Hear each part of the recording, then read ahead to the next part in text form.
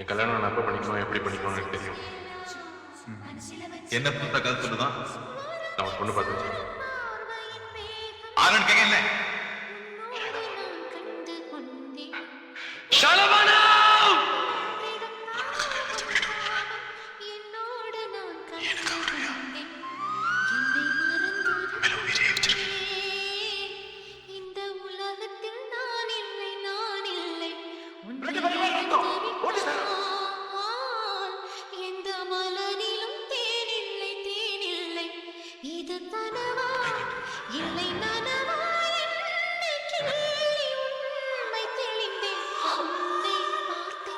இந்த ரெண்டு ரத்தம் ஒண்ணு சேரும்.